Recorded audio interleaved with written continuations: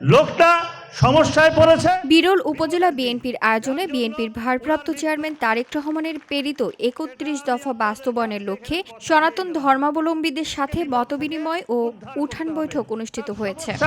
সমাধান করতে হবে।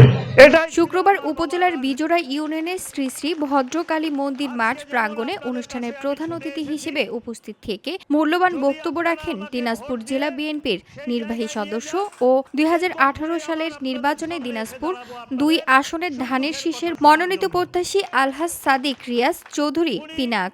সবচেয়ে বড় যেটা দেখতো সঞ্চালনায় ছিলেন এম আক্কাস, প্রচার ও প্রচারণা বিষয়ক সম্পাদক, বিরল উপজেলা বিএনপি ও নির্বাহী সদস্য দিনাজপুর জেলা বিএনপি এবং জেলা প্রচার দলের সভাপতি।